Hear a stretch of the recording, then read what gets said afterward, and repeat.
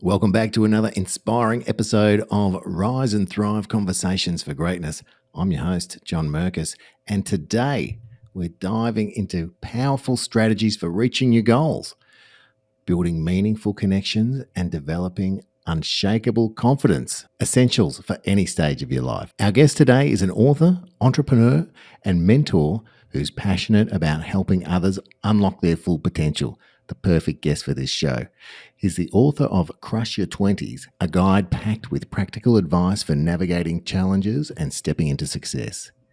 He's also the founder of Hive Mentors, a peer-to-peer coaching business helping people take their professional and personal lives to the next level. What does it take to turn ambition into action? How do you build the right connection to open doors and create opportunities? What's the secret to developing the confidence to step up and stand out? We're going to have a look at all that and more. He's here to share his insights, personal experiences, real-world strategies that anyone can apply and thrive in their work and home life. Get ready for a conversation filled with wisdom, energy, and practical takeaways. Welcome to the show, Nick Batchelder. Thank you for having me, John. I'm excited. It's not quite lunchtime for me here, but I still get energy. Well, welcome to the future. Excited to be here. You are studying at the University of Oregon, go the Ducks, and you grew up in California, but you're at that university. Tell us how you ended up being at the University of Oregon. Yeah, so to be honest with you, I was very ambitious. I was like, I'm going to go to all these great schools. I was like, oh man, like I'm going to go to, I'm going to go to Tulane. I'm going to go to USC. And I really wasn't actually thinking about Oregon at all, to be completely honest. Oregon was a safety school at the time. And I genuinely, in that time of my life, and part of the reason, I ended up kind of going through this whole phase of change and all that was I really didn't put any effort into applying to colleges.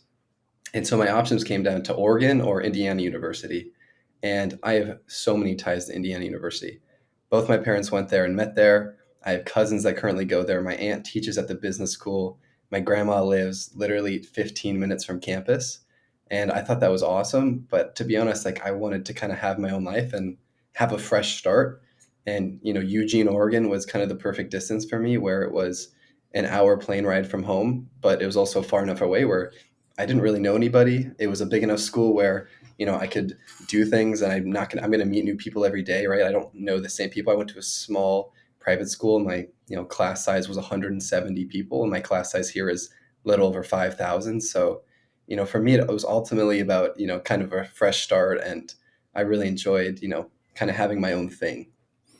Yeah, big change. And we go to 25 plus countries this podcast, but for those that aren't up with their geography, you're on the West Coast, kind of like the top left of the United States of America, not far from the Canadian border.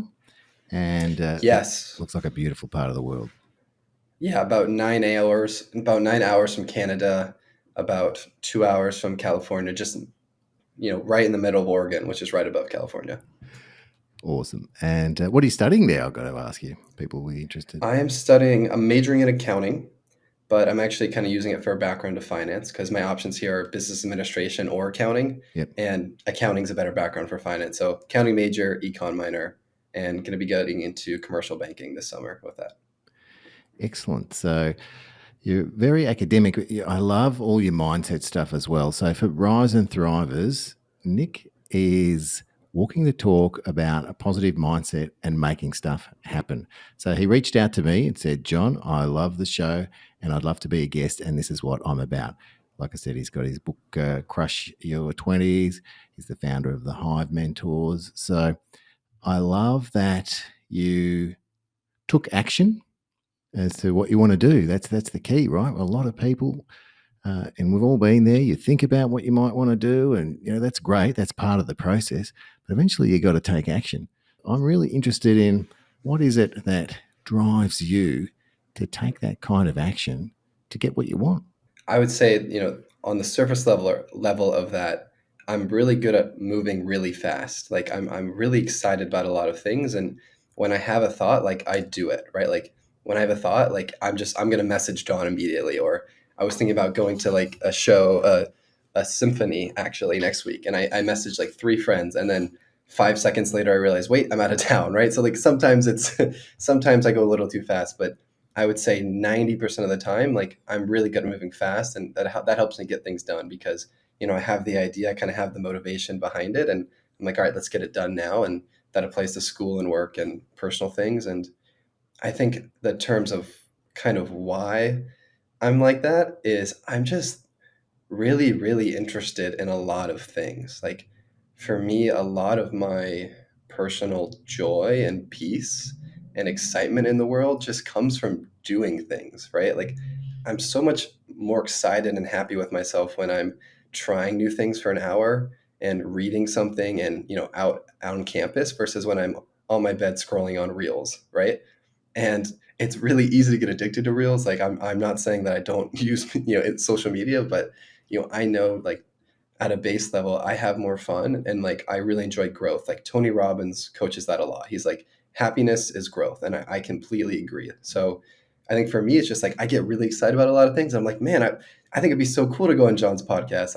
I'm a message John, and then just bang bang bang, and then see what happens. And sometimes it works, sometimes it doesn't. And I think another positive of doing a lot is, you don't get bogged down by the failures and the no's, right? Because I messaged you, but I also messaged, a decent amount of other people, right? So if you had said no to me, I've been like, you know what, that's fine. I get to go on XYZ podcast, or other people said no to me, but it's like, all right, I get to go on, John's podcast, so it's going to be all right. So I think moving fast has a lot of strengths and pros to it. I hear you. So when you have the thought, you can take the action rather than waiting. And then the longer you wait, then the procrastination, the doubt, the whatever can come in. So you have an idea and you think immediately, what action can I take? I love that attitude. The interesting thing you said is that because you made plenty of requests, if you were going to get a no, and let's face it, we all get no's in life. If you're going to get a no, it wasn't devastating because you had more options. Now, they say that sometimes in the sales arena, if you are devastated because you didn't make that sale, it's because your pipeline's not big enough, right? So, because you've got Yeah. so much weight holding onto that or Yeah. attached to the outcome on that, something particular because you don't have enough going on. So, I really Yeah. like, And on that, go and on. on that sales part too, I was just reading a book called Your Next Five Steps, and it was talking about with negotiation, right? If whoever needs the deal least has the most negotiation power, right? So it's the same thing there of like if you've got more options, you've got a little more negotiation power, and it's more likely to happen anyway. Yeah. So from like a mental place and also like a strategical place, it's definitely helpful. Totally agree. To get a little bit spiritual as well, it's a spiritual principle where you're not attached to the outcome. So it's really good for Hmm. your mental well-being. It doesn't mean you don't take action or you don't try and visualize or manifest or goal set, but it just means that you're not going to be devastated because whatever outcome is what the outcome is. And if you have a mindset of everything happens to me for a reason and that it serves me, a no just serves you. And there's heaps and heaps of quotes and sayings like you probably heard that one, a no is another step closer to a yes, and things like that. Yeah. Yeah, I just saw a quote from Rick Rubin actually. You know Rick Rubin? Mm-hmm. Yeah, I saw one I loved, and he was saying, "Don't do things because you expect to get something from it. Do things because it excites you, and your inner guide is pulling you that way." And I have that up on my wall somewhere here. I won't go find it, but I literally wrote that down. I was like, "Oh, I love that one." Of like, I'm not reaching out to all these people to be on these podcasts just because it's a chance to like promote my book. It's like, no, I'm also reaching out to these people on these podcasts because I really enjoy having these conversations, and like this is something that I'm doing, because it brings me joy and excitement. And having a good reason, a good why is so important for the fulfillment and spiritual part, like you were saying.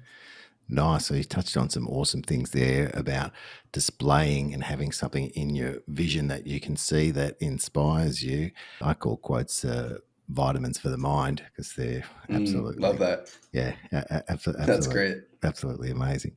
We're aligned on so many things, and that's why I wanted to have you on the show as well, because I do this podcast because I love doing it. If I wasn't doing it, I wouldn't be speaking to someone in North America right now who is an inspiration to many. I'm in Australia, you're in the States, and we're having a great conversation. I mean, that's fun, and that's living to me. Oh yes, so fun. Technology is crazy, and I mean, it's just such a great story to tell too. Like that's one of my mindsets with all of this is I want to be 80 years old and I want to be the grandpa who has a new story every day. You know what I mean? Like I remember one Tuesday I was talking to some guy in Australia. I was on his podcast, like, you know, so yes, from a personal standpoint and fulfillment standpoint, these conversations are great. And like you mentioned earlier about, trying to inspire others, like that's the other great part is, actually helping people and seeing real change in the world is amazing. It's exciting. It's exciting.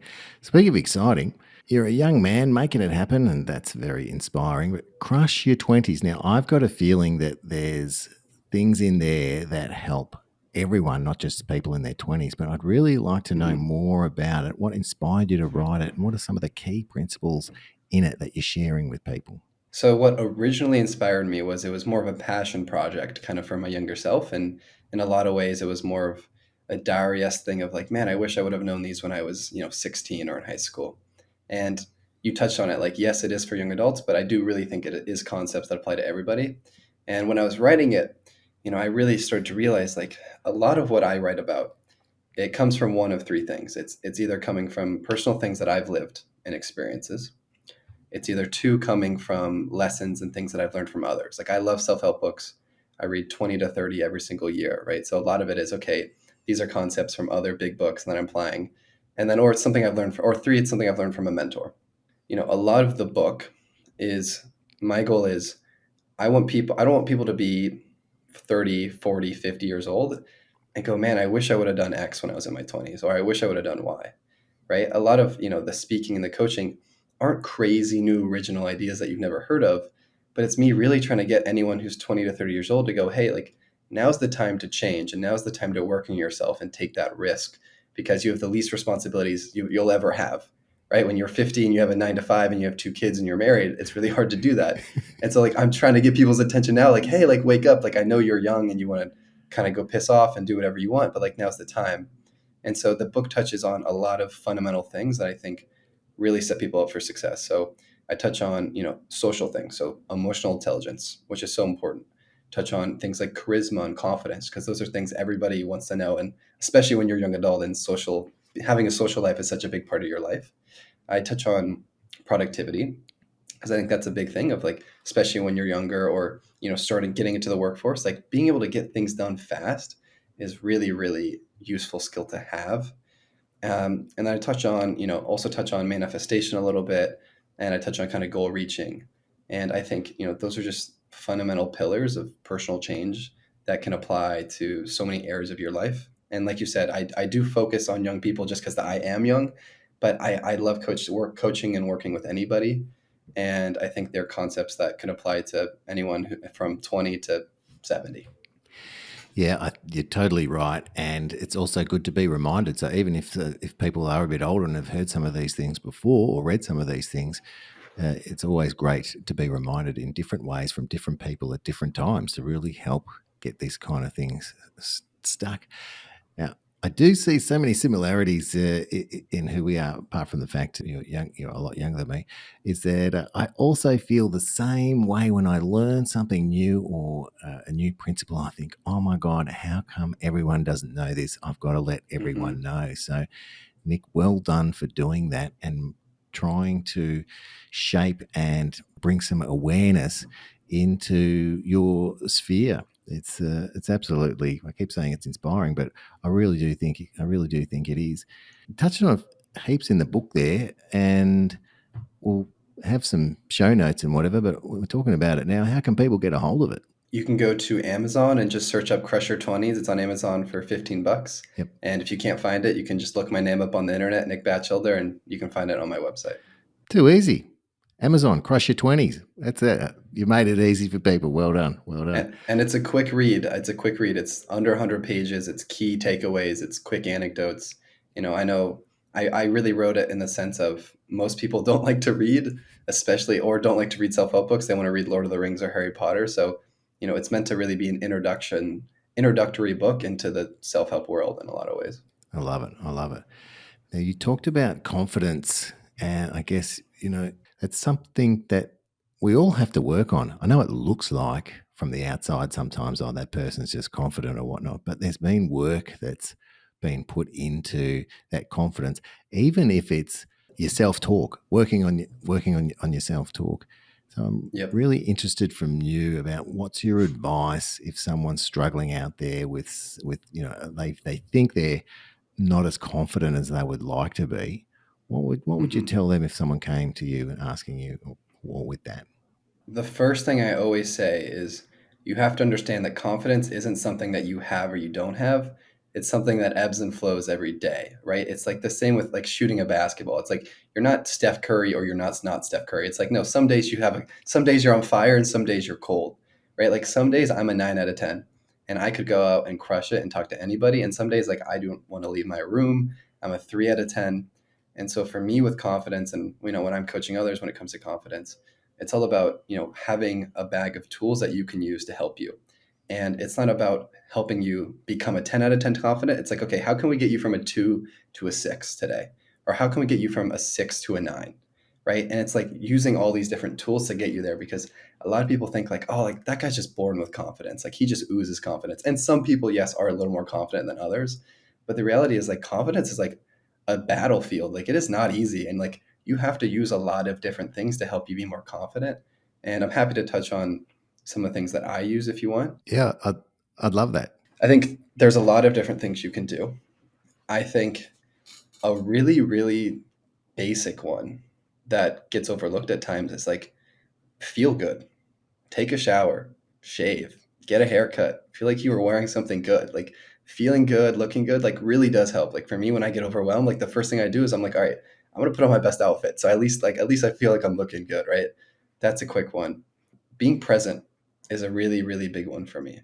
That kind of came from sports where it was, if I'm shooting the game winning free throw, if I'm thinking about, how mad my teammates are going to be if I miss this, I'm not very confident. But if I'm thinking a little more about my form and my breath work, that helps me be more confident. Another one is gratitude. There's a lot of great studies that show that you literally cannot be fearful and gracious. What's the word?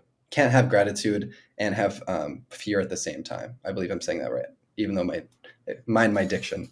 But feeling grateful is a great way to kind of get rid of that aspect of fear. If you're grateful to be on this podcast, you're going to feel better than if you're opposed to if you're just like, oh, I have to do this. Mm. Go ahead, I was just going to please. say, I Yeah. hear what you're saying because it's a bit like water and oil don't mix.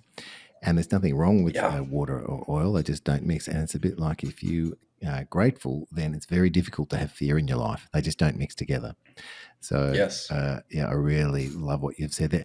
And the first one is so easy and also not necessarily done quickly, and you can do that quickly. I know we're talking a bit of Yeah. basketball there. We're probably both basketball fans, but I hear a player walks in to the gym and before the start of the game, and he says, "I look good. The reason I look good because if I look good, I feel good, and the reason I want to feel good because if I feel good, I play good." Yep. Yep. Absolutely. But that's a great tip. You're not feeling great. Okay, have a shower, put on some good clothes, look after your personal hygiene and wear something good that makes you feel good. Yeah. I mean, like internal and how you talk to yourself is a big part of confidence, right? Like, of course, you want to, be your own cheerleader.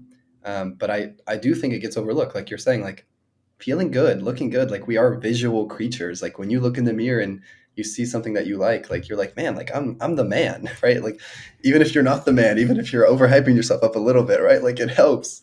Um, I like that. Looking in the mirror. What is that? Looking in the mirror and say, "You're the man, even if you're not the you're the man." man. Oh yeah, absolutely. Overhyping yourself a little bit definitely helps. Yeah. And I would say one more really fundamental one that I think is actually probably the best in terms of like sustainable change is just surrounding yourself with confident people, right?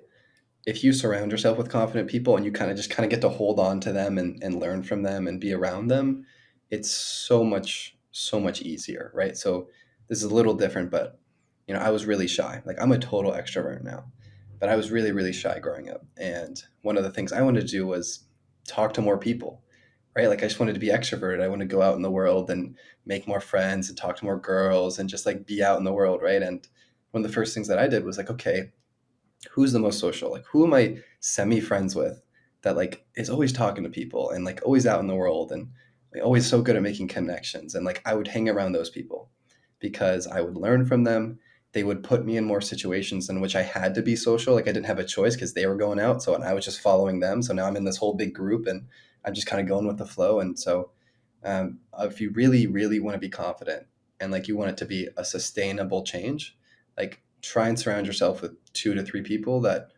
are confident or that you feel are more confident than you are. Great advice. Great advice. Yep. Sometimes we say on the show, show me who you're hanging around with, and I'll show you where you'll be in 5 years' time.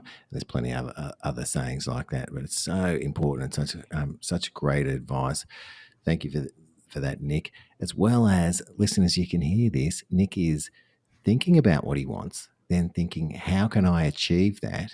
And then taking action as to how to do that. So I love that process and that you're a doer and a go-getter and making things happen by action. It's been a common theme for this whole conversation, and I have to keep highlighting it because it's so, so important. As Shakespeare would say, eloquence, action is eloquence. That's right. So Yeah, I saw this is a not as fancy of a quote. I saw a funny one that was like, I'd rather be in the arena getting beaten up by the bulls than watching in the stands or sitting outside. And nice. like that's my thing. It's like it definitely sucks at times. You get beat up at times and sometimes it hurts, but I'd rather be in the arena than watching. Definitely. And if you're not making mistakes or having setbacks, you're not trying. Yeah. And you're better off trying and having those learning experiences than being in the stands. As you say, the difference between being in the stands or being on the court. And being on the court is where the fun is. Yeah, and life would be boring if everything was perfect. Right? Like if we didn't have challenges and obstacles, like why would I wake up in the morning? Like life is perfect. I don't have anything to do. Like having something to work on and like seeing the progress Mm. is so much more fun. Like I mean, I don't know this personally. I've never had a $1 billion company, but like you listen to like billionaires and famous actors and whatnot. They're like, yeah, I'm not like happy now that I'm famous and have $1 billion. They're like, I was happy when I was working towards this and like seeing the growth. And so, yeah, I think that's the thing to think about and, focus on. Definitely, you can be happy now. I like that principle as well. Not waiting, I'll be happy when. So you can be happy today on the journey that you're doing. Because I've heard it explained before and I've experienced it myself. That's the longest part of what's happening in your life. The success of reaching that, whatever you're going for, that's fairly small in comparison to the Mhm. timeline of you getting there. So if you're waiting for that to happen, you're putting off your happiness, and there's no need to. Wherever you are is where you are. And if you want to be somewhere else, well, that's why you listen to podcasts like this and enjoy those kind of principles about what people think and what they do to achieve greatness in their lives. Can I say one more Oh, thing on you that? totally can, Nick. Okay. Last thing I'll say on that, and then we can move on is I think it's really important to have the mentality too of like there's no end, right? So like for example with the gym, right? A lot of people when they're first getting into the gym, they're like, I'm just gonna go to the gym 3 days a week, or like they're just trying to get it over with, right? And there's kind of this sense of like it's gonna be over at some point. But with change, and the gym is a good example, there's no end. Like the goal is I will be working out 3 to 5 times a week every day until I die, right? Like there is no end. And like that's really hard to get over at first, but when you that's actually ultimately the mentality you have to get to when it comes to change is like and hard work is there is no end. Like this is just part of life and this is something that you have to kind of get used to. And then when you kind of accept that there is no end, it actually makes it a lot easier now because you're not like, oh, I have to do this. You're like, no, this is just a part of life and it's not going away anyway, so I might as well do it now. It's a great mindset and reframing. The other thing that reminds me of, and it's come up quite a bit in my life recently, is that when people say I've got to do this, you can reframe that to say I get to do this. So getting to go to the gym and work out is so being really grateful as well, because if you are lucky enough to have two legs, two arms, you can see and hear and get into the gym and do a workout and then leave and feel great about it. There are people in the world that would love to have that opportunity. So you get to do that. There's so many analogies between fitness and exercise and life. I really do. I really do like it. There are times in my life where I've had fits and spurts with exercising. And then you think, oh, okay, I'll get fit again, or as you guys would say, I'll get in shape. And then you stop and you think, oh, I've got to do this for the rest of my life if I want to be in shape. I can't stop it. It's what you're touching on there too. It's like, yes, it's the ongoing thing, and you get to do it for the rest of your life. How good! And the older you get, the more important it is, because lean muscle mass is one of the major indicators of aging. And I've even heard it said if you've got good legs and good glutes, you're going to live longer. So, I have seen that. I've totally seen that. Yeah. yeah. With the social aspect of it. Yeah. Say more about that. Oh, I saw this from Simon Sinek, and they were talking about a study of what muscle group was the most important to longevity. And they were studying, okay, out of these people who live to be really, 90, 100, what muscles are most important. And the study showed that it was legs and glutes, but not so you could walk. It was so that you could walk to other people and actually have community, because we're such social creatures. And it was actually saying, like, yes, it's important not to fall, but it's actually more important that you're interacting with others, because we're such social creatures. Like, that is the foundation of who we are. Like, you can take the least social person possible, right? You could take like a psychopath, and you can still punish them by putting them in solitary confinement, right? Like, that's how social we are. And so, yeah, like, social aspect is a big part too of change, and the gym and all of that, of having that support. Thanks for that extra take on that, Nick. I love Yeah, no, yeah. I do. I love it. So everyone out there, it's important to have a nice ass. Exactly. I couldn't help myself. It's better. It's good for things outside of Instagram. I couldn't help myself. This is a conversation for greatness. It's in the title of the show. So I'm really interested in asking you, what does greatness mean to you, and how do you define it in your own life? Yes, greatness to me is I gave it all I had every single day. That's what greatness is to me. I think greatness to me is, at the end of the day, I'm content. And I think a lot of people use that word in a negative connotation, like, oh, I'm content because I did just enough. Like, for me, like, my level of content is like, no, I gave it all I had, right? And greatness to me is, I woke up when I said I was going to wake up. I completed tasks that I said I was going to complete. I pushed myself a little beyond what I thought I could do, and I did so while having a good time, right? At the same time. So, greatness to me is just focus and giving all I have. And it's not like about how many podcasts I go on, or how many books I sell, or how much I get paid to do a speaking gig. It's like, no, I give it all I had.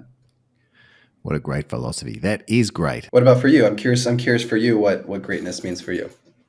Oh, we're ending on a cliffhanger.